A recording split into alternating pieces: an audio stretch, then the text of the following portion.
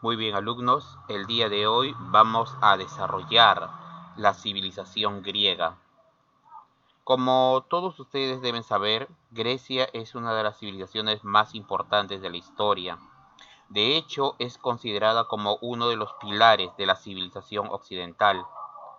Los griegos van a crear una brillante cultura, cuyos aportes y tradiciones van a pervivir hasta nuestros días.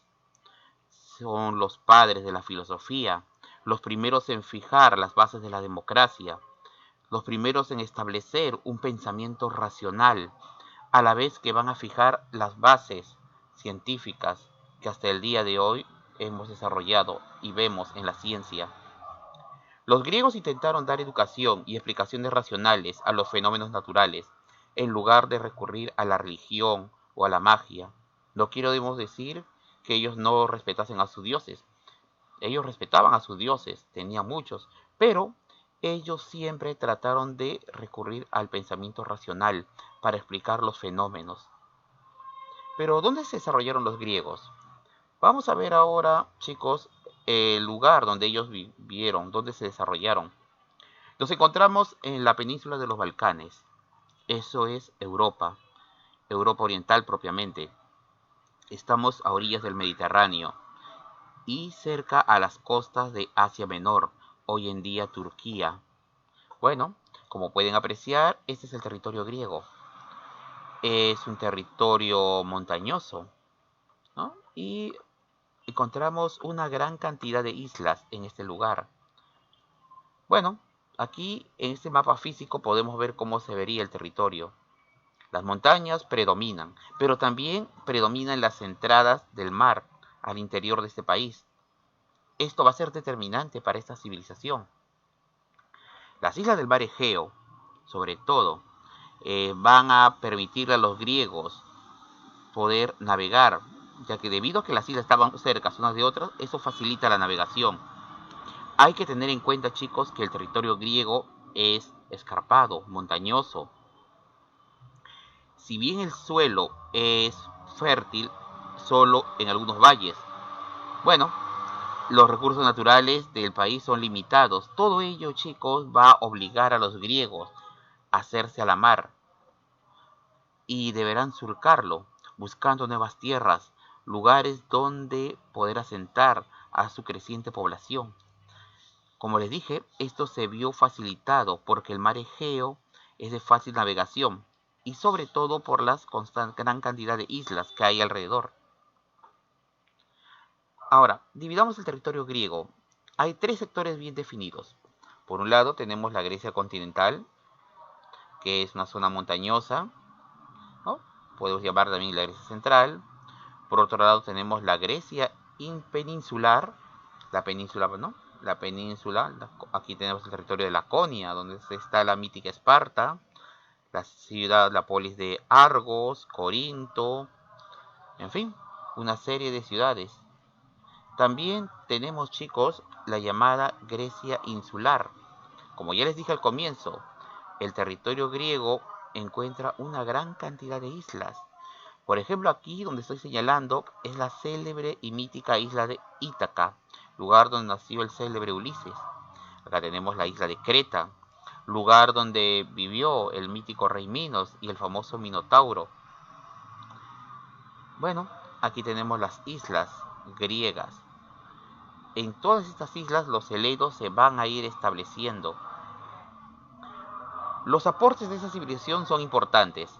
Por ejemplo, el principal aporte, la democracia. Fue Atenas en donde se va a desarrollar la primera democracia conocida. Por primera vez, el pueblo va a poder participar. El pueblo se va a manifestar. ¿Cómo lo hacían? Bueno, estamos ante una democracia directa. El pueblo participará ahora en los asuntos del Estado. Con todo, el sistema no es perfecto. Bueno, hay que entender que estamos en la antigüedad. Todavía, pese a la democracia, había gente que no tenía derechos, sobre todo los esclavos, las mujeres y gente que no era del lugar. Otro gran aporte de esta civilización es la filosofía. Recordemos que los griegos buscaban desarrollar un pensamiento racional. También desarrollaron el teatro. El teatro fue uno de los mayores aportes de los griegos a la civilización, en sus áreas de drama, tragedia, comedia. Ahora desarrollemos la parte histórica de Grecia. Nos encontramos en la Grecia arcaica.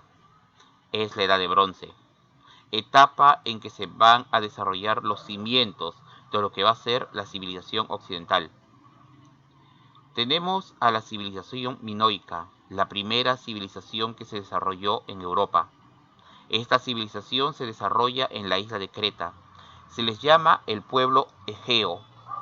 Los cretenses o minoicos son considerados como los primeros navegantes de la antigüedad. Bueno, en este caso algunos dirán, profesor, yo he escuchado hablar de los fenicios. Bueno, jóvenes, los fenicios son los mayores navegantes. Los cretenses son los primeros que surcaron los mares. La capital cretense la encontramos en la ciudad de Conosos y Festos. Ellos van a desarrollar una talasocracia, es decir, gobierno de comerciantes. A los reyes cretenses se les va a denominar minos. También por ello se habla de la civilización minoica, pero hay que explicar, jóvenes, expliquemos ese detalle. Minos es un personaje mitológico. En este caso, cuando hablamos de reyes a que les van a denominar minos, hablamos que ellos no decían o no llamaban a su gobernante rey, le decían simplemente minos.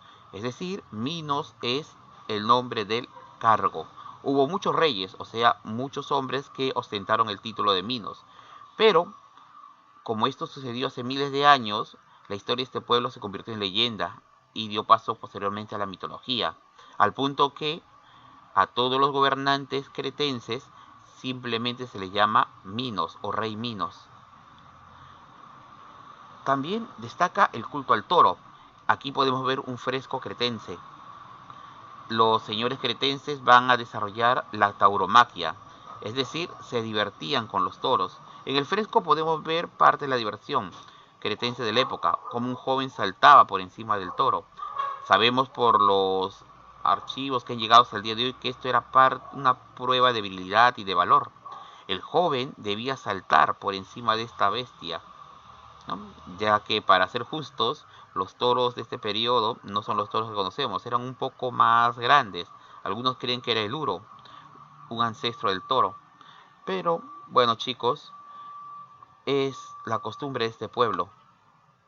Con todo, ellos van a desarrollar a partir de aquí un mito, el mito más conocido, el mito del Minotauro, aquella terrible criatura, cuerpo de hombre, cabeza de toro, que vivía en el laberinto, donde el mítico rey Minos la había encerrado. El Minotauro exigía sacrificios, exigía víctimas. Se dice que Atenas tenía que pagar. 7 doncellas y 7 jóvenes electos eran enviados cada 7 años a Creta, y estos jóvenes eran arrojados al laberinto. Se dice que el joven Teseo logró dar muerte a la terrible bestia y así librar a su patria de aquel terrible castigo. Los egeos pronto sucumbirían ante el avance de una nueva civilización, en este caso los aqueos. Los aqueos invadieron la región de lo que hoy en día es Grecia y fundaron su capital en la ciudad de Micenas. Los aqueos van a desarrollar un tipo de arquitectura muy interesante. Aquí tenemos, chicos, los famosos muros ciclopedeos. Bueno, como dice su nombre, estos muros están inspirados en esta terrible criatura, el cíclope, quien era un gigante con un solo ojo. ¿Qué había pasado? Chicos, es que miren, contemplen solamente la imagen. Estos muros, si ustedes se pueden dar cuenta, fueron construidos con piedras de gran tamaño. Los griegos que vivieron en la etapa clásica, es decir, prácticamente 1000 años después de la caída de Micenas, al contemplar estos muros decían, es imposible que el ser humano haya podido construir esto. El hombre no puede levantar semejantes piedras. No, señor, tuvieron que haber sido los cíclopes. De ahí viene el nombre de muros ciclopedeos. También, como muestra de la arquitectura, tenemos la célebre Puerta de los Leones, que ustedes pueden ver aquí. Esta es la Puerta de los Leones, la entrada a la antigua ciudad de Micenas. Sabemos que los aqueos pelearon la guerra de Troya. Sí, esta guerra que aparece en la mitología, muchachos, es un hecho histórico. Pero no es como lo cuenta el mito. Por ejemplo, ¿por qué fue la causa de la guerra? Siguiendo el mito, te atreverías a decir que fue por Helena. No, muchachos, fue algo más material.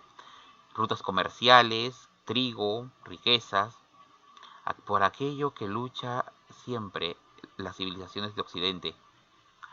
Y lo del caballo de Troya, bueno, algunos dicen que en realidad fue un barco mercante, pero quedó para la leyenda. Homero nos contó una gran leyenda, un gran mito, el célebre caballo de Troya, como pueden ver en la imagen. Aquí vemos, chicos, por el área o por donde se expandió la civilización griega. Uno de los territorios más destacados es la Magna Grecia. Tuvieron el control de parte de Sicilia, de la isla, y esto es Jonia. Pero el periodo arcaico pronto llegaría a su fin. El final vino con la invasión doria. Los dorios son un pueblo de origen indoeuropeo. Así es, muchachos, nuevamente los indoeuropeos. O sea, hititas, que acabaron con Mesopotamia, o el imperio babilonio. Los hicsos, que acabaron con el segundo imperio egipcio. Los germanos, que asolaron Europa, ¿no? y llegaron hasta el río Rin. Bueno, todos estos pueblos pertenecen a la rama indoeuropeo y van a invadir las zonas aledañas al Mediterráneo. Obviamente van a llevar consigo su arma secreta, que es el hierro. Pronto lograrán someter a toda la región. Por ejemplo, los dorios se van a establecer finalmente en la región del Peloponeso, donde fundarán Esparta, sometiendo a la población nativa. Todo ello desembocó en la temida o terrible Edad Oscura, periodo en el conocimiento, las artes y la civilización empezó a retroceder. Recuerden que los dorios eran unos bárbaros, pese a su avance en hierro, ¿no? Con el tiempo, la civilización poco a poco comenzó a levantar nuevamente la cabeza. Y así llegamos a la Grecia clásica, el periodo de las ciudades-estado o polis. En este periodo se va a caracterizar por la expansión comercial y la colonización. Como les dije anteriormente, el territorio griego es estrecho, montañoso y la población está en constante aumento. No les queda de otra que buscar nuevas tierras para habitar. En el ámbito político, las polis griegas van a ir evolucionando. Dejarán de lado sus vetustas monarquías para pasar a gobiernos aristocráticos y posteriormente dar el paso final hacia la democracia, hecho que se va a ver sobre todo en Atenas y en muchas polis griegas. Ahora, ¿pero qué es una polis? La polis, muchachos, es la ciudad-estado. Recuerden que Grecia no es un país centralizado, no la Grecia de ese periodo. Si tú viajaras en el tiempo y llegaras a la región, le preguntarías a un habitante, ¿tú eres griego? Y él te va a decir, no, yo no soy griego, yo soy ateniense. Otro te respondería, yo soy espartano, soy tebano, soy corintano. Otro diría, no, yo soy de Mileto. Lo que pasa, chicos, es que los griegos no llegaron a formar un estado unificado. Estaban separados y la geografía se prestó para ello. Divididos en pequeños valles, los griegos no llegaron a desarrollar un elemento que los unificara políticamente. Claro, tenían muchas cosas en común, como lengua, mitos, religión, pero desde el punto de vista político están desunidos. Ahora, chicos, las ciudades-estado, como les dije, son autónomas. Aunque el hecho de que sean autónomos y tengan tierras cercanas que les permita abastecerse, no se va a significar que se lleven bien con sus vecinos. Va a haber un constante enfrentamiento entre las distintas polis griegas. Y bueno, ese enfrentamiento fue constante. Prácticamente buena parte de la historia de la antigua Grecia es la constante lucha entre las polis. Pero hay que decir que tenían algo bueno. En caso de peligros, los griegos, las polis, dejaban de lado sus enemistades y se unían para luchar en contra de un enemigo común, tal como sucedió cuando los persas atacaron Grecia. Todas las polis se unieron en un solo cuerpo. Aquí tenemos, muchachos, las principales polis, o cómo fue la división en ese periodo. Es un poco complicado, ¿no? Ya que hay decenas de polis. Y ojo, pese a que habían territorios más grandes, eso es a primera vista. Pronto estos territorios terminaban por desintegrarse. Aquí tenemos cómo se vería una polis griega, o la Acrópolis, o la ciudad o la ciudadela principal. Veremos ahora, chicos, a la Grecia clásica.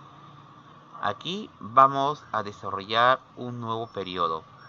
Y ese periodo, jóvenes, es nada menos que la Grecia clásica, ¿no?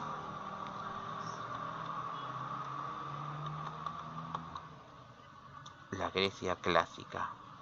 Pero, ¿qué es el periodo de Grecia clásica? Pues bien, muchachos, el periodo de Grecia clásica no es más que el periodo el cual nosotros vamos a estudiar. Vamos a ver sus características. Como dijimos, el periodo de la Grecia clásica es el periodo de las polis. Es el periodo de las polis, de las ciudades-estado. Pues bien, en este periodo de Grecia clásica, chicos, vamos a ver a dos ciudades de gran importancia: Esparta y Atenas. Ahora, chicos, veremos a continuación las características tanto de Esparta como de Atenas. La ubicación. Bueno, primero Esparta, ubicada en la península del Peloponeso. El origen, como pueden recordar, Dorio. Su dios, chicos, recuerden, es Esparta. Yo sé que cuando hablamos de Esparta todos tienen esta imagen, ¿no? Esparta. Así que es obvio cuando vamos a hablar de su dios. Su dios no es nada menos que Ares, el dios de la guerra. Su gobierno es una aristocracia y estamos ante una sociedad militarista.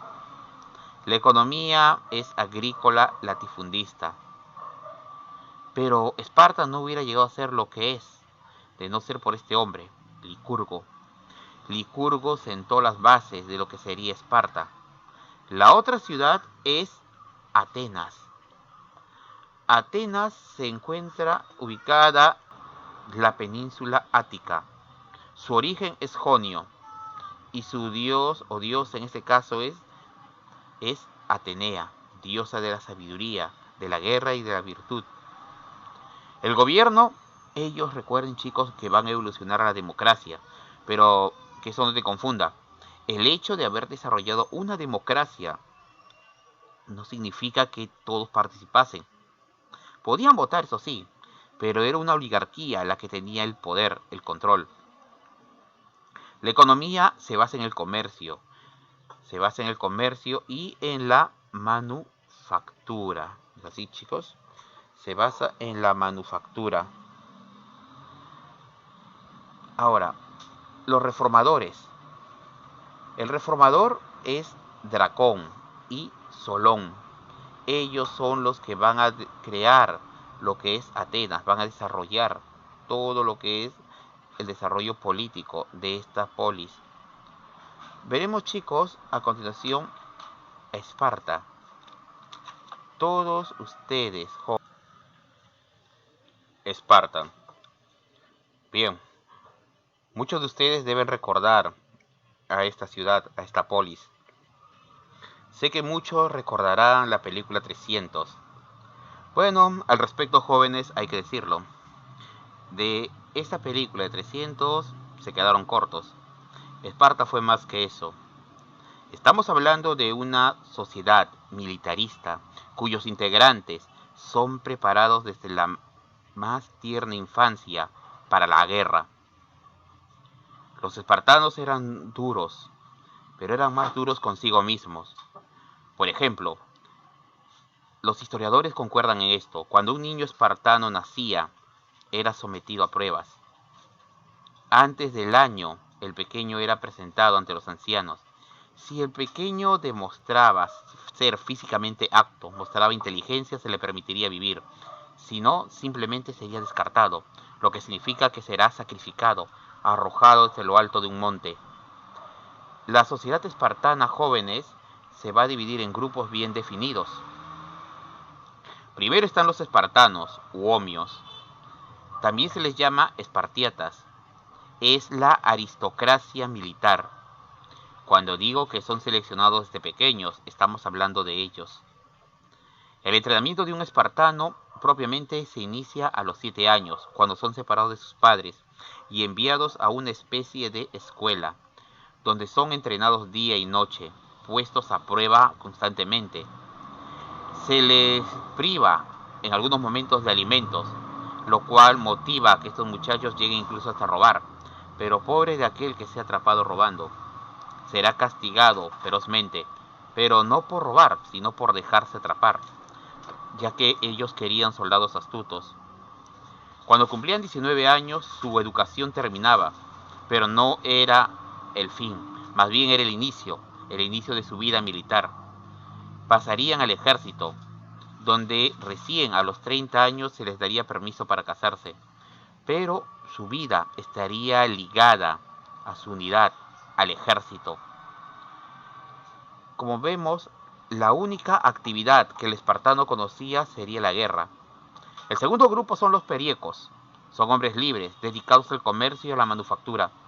Pero muchachos, al respecto, ¿de dónde salieron? Sabemos que son dorios.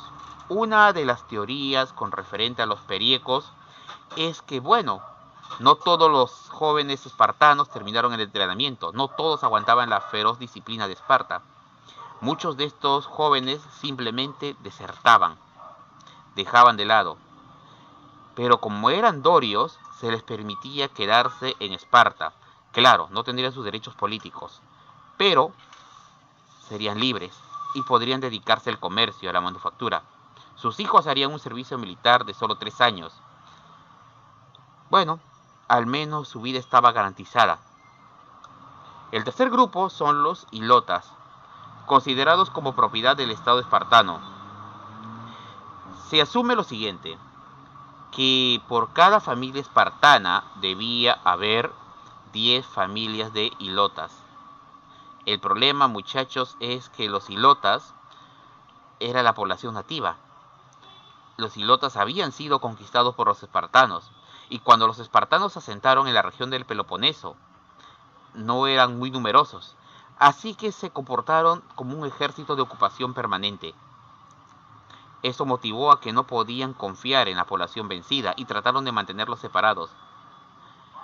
Los hilotas, chicos, cuando su número se incrementaba, y de hecho eso pasaba, los espartanos se sentirían amenazados, y para evitar esto, para controlar el número de estos, simplemente el Estado espartano, en una determinada noche, una vez al año, el Estado espartano le declaraba la guerra a los hilotas, para que de esa manera sea legal asesinar a los hilotas.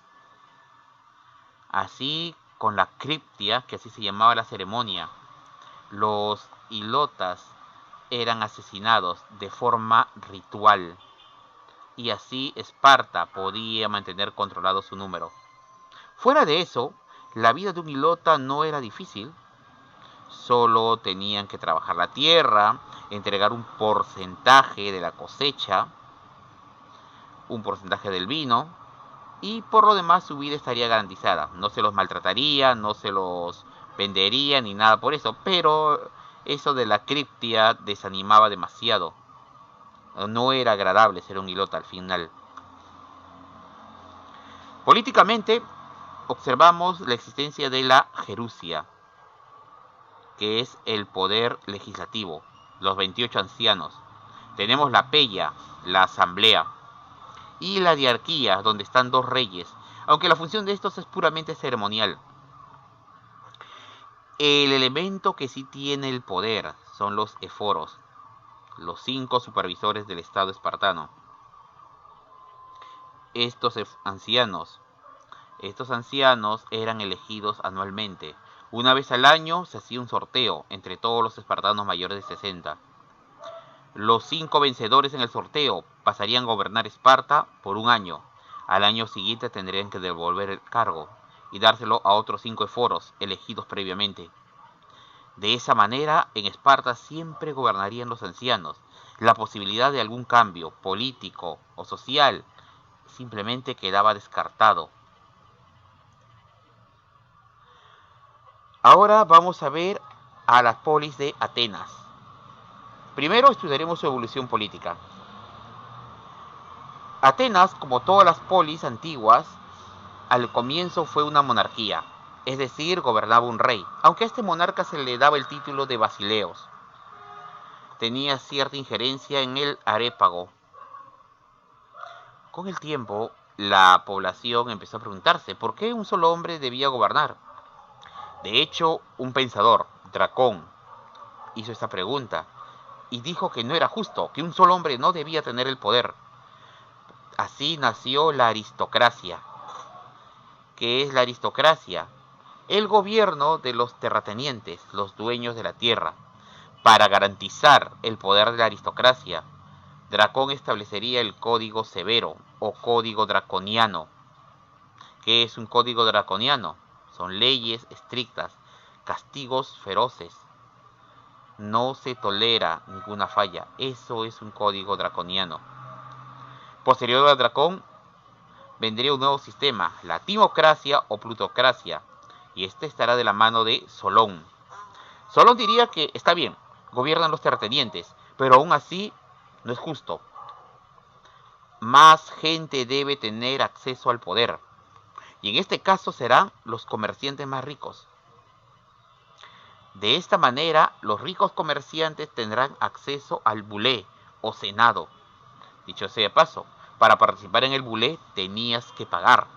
Si no, no te aceptarían en esa institución. Imagínate cómo sería ahora, ¿no? Si quieres participar en el Congreso, en vez que te paguen, tú tendrías que pagar para estar sentado ahí. Bueno, el problema, chicos, es de que el hecho de que solo los ricos tuvieran acceso al poder hizo que estos abusaran de sus cargos. Y bueno, la población no lo aguantó. Un hombre se levantó, un hombre se negó a aceptar estos abusos. Su nombre, Pisístrato, el primer tirano de Atenas. Él era un dictador. Tomó el poder por la fuerza y con apoyo de los demiurgos, que es el pueblo. A fin de mantener ese apoyo popular, Pisístrato le dio derechos, ¿ya? Le dio derechos a los demiurgos, en detrimento de los eupátridas, quien era la clase social dominante. Cuando la tiranía se vino abajo, los aristócratas trataron de recuperar el poder, pero el pueblo no lo iba a aceptar. Así nació la democracia, planteada por Clístenes, la igualdad de derechos entre todos los ciudadanos. La eclesia, es decir, la asamblea, ahora tendrá mayor relevancia, mayor importancia. En la organización política, ¿ya? En este caso sería jóvenes, la organización social, tenemos a los eupátridas, que es la aristocracia. Y miren cómo se hacían llamar ellos, los bien nacidos. Así es. La élite se hacía llamar los bien nacidos. Luego tenemos a los demiurgos, la gente común, el pueblo, el vulgo, ¿no? Ellos serían la mayor parte de la población. Le seguían los metecos, los extranjeros. Estos jóvenes, si bien es cierto, eran libres y muchos de ellos tenían negocios, el hecho de que sean extranjeros no se les va a permitir votar, elegir o ser elegidos para algún cargo. Luego están los duolios, que son los esclavos. se les considera como bienes parlantes, una mera herramienta para las funciones. Y eso, según palabras del propio Aristóteles. Aquí tenemos la pirámide social ateniense: ciudadanos, metecos, esclavos. Desde el punto de vista político tenemos al bulé, que es el poder legislativo, la eclesia o asamblea popular, también legislativo. Recuerden que el bulé es lo más parecido a un senado y la eclesia es una asamblea. Luego están el arcontado, los 9 dirigentes de gobierno, y el arépago, que es el Tribunal Supremo de Justicia. Así, jóvenes, es la situación política de Atenas, o la organización política de esta ciudad. Ahora bien, los griegos van a enfrentar una prueba para este pueblo, y esto será conocido como las guerras médicas. ¿A qué le llamamos guerras médicas? Chicos, el concepto más sencillo es enfrentamiento entre los griegos contra los persas, es decir, contra el imperio de los aqueménidas de Persia. ¿Y por qué guerras médicas? Bueno, los griegos llamaban a los persas medos. La cuestión meda era el nombre que tuvo en su época, la cuestión de los medos. Entonces, jóvenes, vamos a ver las guerras médicas del 492 al 419 a.C. En la imagen, chicos, podemos ver un ánfora que conmemoró la época, un ánfora de la época. Aquí se ve un hoplita griego, aquí está el hoplita griego enfrentándose contra el guerrero persa. Pero, ¿por qué se dio la guerra? ¿Cuáles fueron las causas o motivaciones? Bueno, podemos ver la expansión del imperio persa. Chicos, en la pantalla, en la imagen, vemos al imperio persa. Era un gran imperio, abarcaba prácticamente la mitad del mundo conocido. Acá tenemos Persia, de donde salieron las regiones de Bactria, ¿no? Hoy en día Afganistán, las regiones de Armenia. Miren, llegaron a la Asia y sometieron el Tracia y Macedonia, es decir, ya estaban en Europa. Ni siquiera Egipto se libró de su expansión. Obviamente, el siguiente paso más natural sería Grecia. Los griegos debían impedir eso. La segunda causa de la guerra es la rivalidad comercial entre griegos y fenicios. Los fenicios, grandes comerciantes y navegantes, eran súbditos del imperio persa y los más fieles aliados a este imperio. El problema es que los griegos veían en los fenicios sus competidores, ya que los griegos, al igual que los fenicios, son navegantes y comerciantes. Obviamente la rivalidad comercial entre ambos pueblos sería muy fuerte. Las guerras, si bien es cierto no declaradas entre ambos pueblos, se daba constantemente, y sobre todo se daban enfrentamientos en el mar, como pueden observar en la imagen.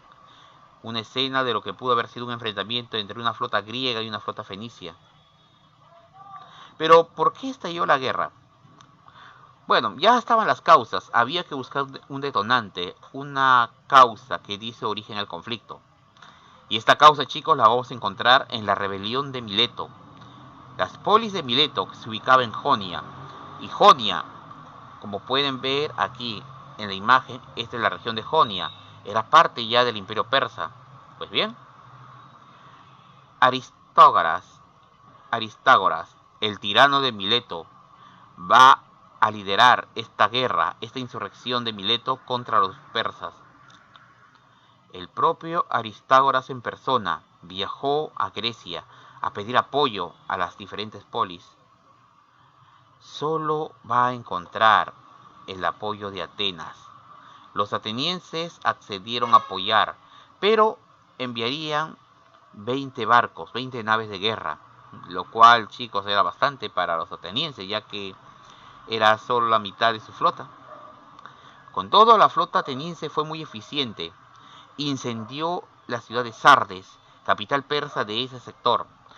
Obviamente, Darío II no estaría muy contento al enterarse y se enfureció. De esa manera, el rey Darío emprendería la guerra. Así es, jóvenes, Darío I. Darío I emprendió una expedición punitiva contra Atenas. Debemos recalcar lo siguiente: esto es solo una expedición punitiva, es decir, una expedición de castigo. Darío no planeaba someter Grecia, no todavía, solo quería destruir Atenas. En la ciudad de Atenas, el estratega Milcíades va a plantear que la defensa sea por tierra, mientras Temístocles, otro estratega, plantea que la guerra se desarrolle en mar. ¿Se imaginan?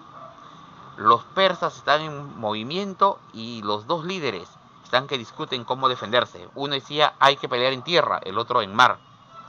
Al final Milcíades salió con su gusto y pelearon en tierra, y así se libró la batalla de Maratón, una impecable victoria griega, o mejor dicho, victoria ateniense. Los atenienses lograron una notable victoria sobre los persas en dicha batalla. Bueno, Darío se retiró de Grecia, regresó al corazón de su imperio. Más de 10 años después moriría. Su hijo y sucesor, Jerjes, planeó vengar la derrota de su padre. Jerjes preparó un imponente ejército que recorrería Asia. El único problema que encontró Jerjes en este trayecto, en este viaje, fue esto, chicos: el estrecho del Bósforo. ¿Cómo lograr cruzarlo? Jerjes llevaba un imponente ejército. Si bien Herodoto nos habla de millones, lo más probable es que sean poco más de 100.000 hombres, máximo 300.000 hombres. Pero aún así era un ejército impresionante, si es que lo comparamos con los ejércitos de las polis griegas de la época. Para cruzar el estrecho, esta parte del mar, Jerjes encontró una solución sencilla. Ordenó que los barcos se colocasen uno al lado del otro y se levantase un puente. La primera vez que lo intentó Jerjes, se cuenta que una terrible tormenta destruyó los barcos y obviamente el puente. Jerjes enloqueció, ordenó azotar al océano y mandó arrojar cadenas sobre él. Lo cierto, chicos, es que días después el puente volvió a reconstruirse y todo su ejército cruzó. Jerjes ahora se dirigía hacia Grecia continental. Los griegos se enteraron de eso.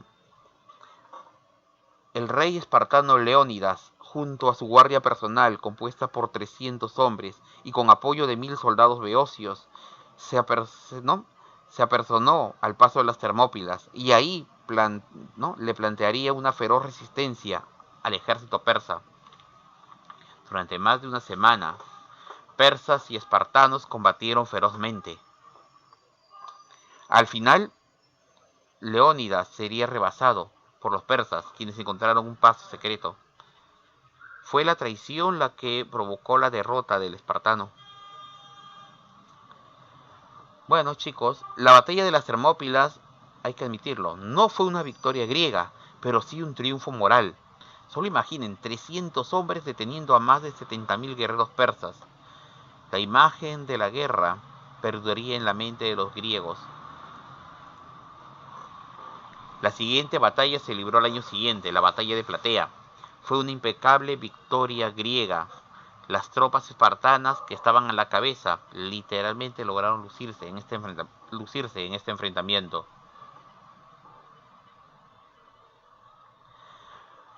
Pero, ¿qué pasaba en el mar?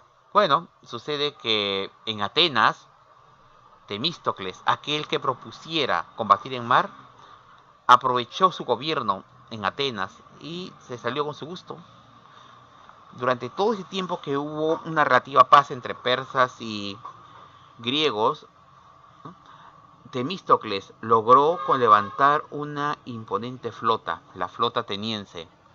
Esta flota brillaría en el combate de Salamina, donde la flota ateniense logró neutralizar la amenaza de la flota persa. Así, jóvenes, daría por concluido la Segunda Guerra. Jerjes se vería obligado a abandonar Grecia y nunca más volvería. Pero, muchachos, el problema es que pronto estallaría una nueva guerra. Estamos ahora entre la Tercera Guerra Médica. Los historiadores denominan a esta guerra Guerra de Jonia. Chicos, estamos entonces en la Guerra de Jonia. Se libra la batalla de Eurimedonte, que termina con una gran victoria griega, y se firma la paz de Calias o paz de Simón. Ahora bien, concluidas las guerras médicas, Atenas será la gran vencedora. Los atenienses lograron incrementar sus territorios, lograron apoderarse de los tesoros persas y un gran número de esclavos. Esto significó, chicos, también un avance en la política. Pronto asistiríamos al llamado siglo de Pericles. Este joven será el periodo de apogeo de Atenas. Durante el gobierno de Pericles el Olímpico, Atenas encabezaría o lideraría la Liga de Delos o Federación Ática. Con el apoyo de esta liga podrán controlar, ¿no?, todos los territorios del mar Egeo. También Pericles logró la consolidación de la democracia. Por ello, o para ello, se va a valer lo siguiente: se va a valer de la eclesia, es decir, de la asamblea. La asamblea va a tener más importancia que el bulé o senado griego. Para proteger a la democracia se va a establecer la mistoforia. ¿Qué quiere decir eso? Bueno, sucede lo siguiente, muchachos.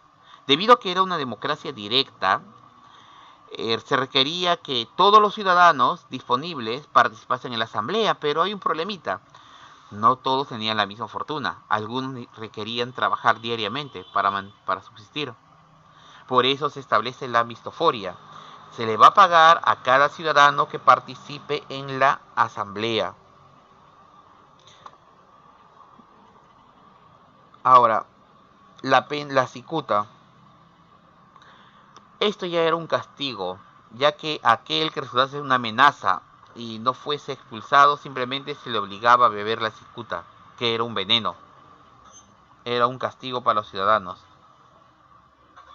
Otro castigo es el ostracismo, el exilio político, a todo individuo que sea considerado como una amenaza a la democracia esclavista de la época. Los atenienses establecieron el ostracismo para así alejar a sus dirigentes.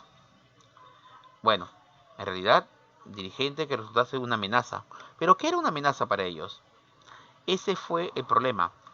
Pronto los líderes más populares o más populistas empezaron a hacer uso y abuso de ese sistema para deshacerse de sus enemigos. Bueno, dejemos de lado la política en la Atenas de Pericles y vayamos al desarrollo cultural. Primero tenemos las columnas, el desarrollo de las columnas. 4 tipos de columnas. En arquitectura va a destacar 3 estilos: el dórico, el jónico, el corinto, ¿no?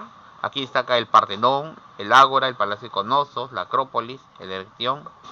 En escultura tenemos el famoso, ¿no?, el discóbolo, que le pertenece a Mirón. La estatua de Zeus olímpico. Esa estatua lamentablemente fue destruida durante las invasiones al Imperio Romano. En historia destacó Heródoto, ¿no? Aquí va a destacar Heródoto con sus 9 libros de historia. También destaca Genofonte, autor de la Anabasis, que narra la retirada de 10.000 hombres de territorio persa.